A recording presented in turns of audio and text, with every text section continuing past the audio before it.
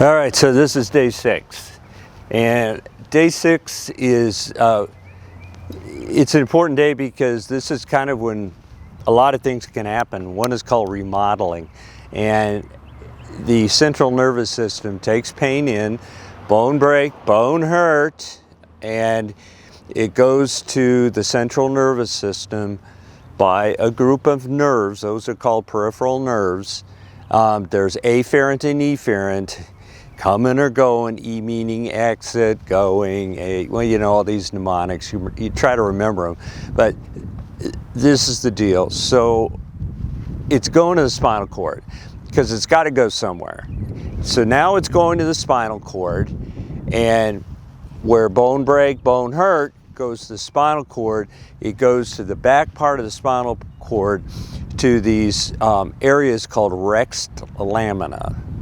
That's R-E-X-E-D. I know, this is all sleeper stuff. This will put you to sleep. But I decided to do it on a beautiful day outside my office. This is my office, and over there is where cheerwine is made. If you're from the South, there's cheerwine. So there's a lot of traffic that goes by here, and there's FedEx, one of their big hubs. And as you can hear over there, is a motor speedway, and that's where Dale Earnhardt and a lot of really famous race car drivers, including another Dale that's right over there, and he's right across the street from me.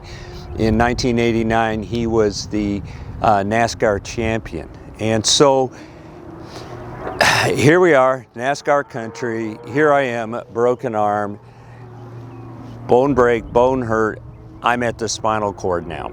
So at the spinal cord, at the rexed lamina, that's R-E-X-E-D, it's broken up into, as we would expect, lamina meaning different levels, and 1 through 10, 1 and 5, 2, 3, 4, and they all have a certain important part of what they do. So here comes the pain, and it goes either up 2 levels or down 2 levels on the spinal cord, but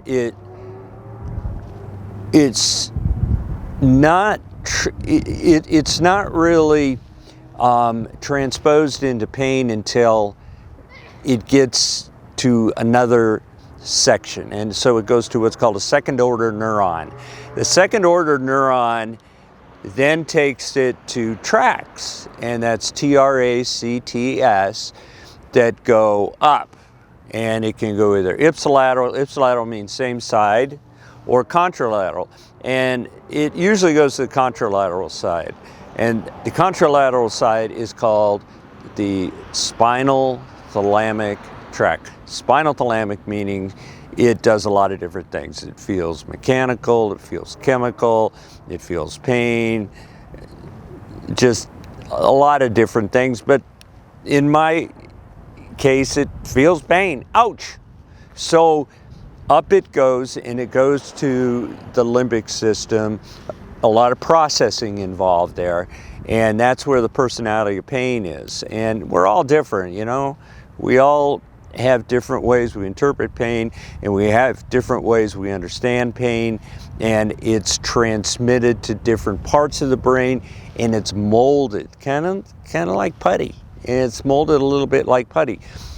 Why is that important? Because somewhere between now and sometime in the near future, if pain becomes chronic pain can happen acutely, and acute pain can happen chronically. This thing called a wide dynamic range neuron gets involved. We're going to get to that. It's not important now. Important thing is the spinal cord with constant barrage of information, it changes how things happen, and it changes how things happen both acutely and chronically. So The wide dynamic range neuron is important for chronic pain and for progression of pain. So then it's got to go up a little further. Then it goes past the personality of pain. It goes all the way up to the prefrontal cortex. Somewhere up here we figure out where it hurts and what hurts and how much it hurts. But going down, we've got a brake pedal, and it's called a dorsolateral funiculus. It's a DLF. And it's always trying to put the brakes at that second order neuron down there in the spinal cord where the peripheral nerve comes in, and the peripheral nerve comes in and it is modulated a little. So when we start talking about modulation of pain, you're kind of getting it now. That's what we're trying to do, is change how pain is processed before pain gets to a higher end processing stage. And we even have to go through this discussion called plasticity.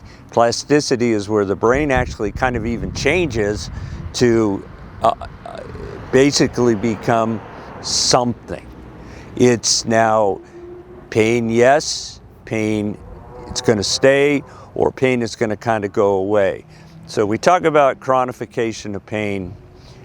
We talk about chronic pain turning into something that's very important down the road. And chronic pain is modulated through different processes, and those processes are, sorry, I was observed.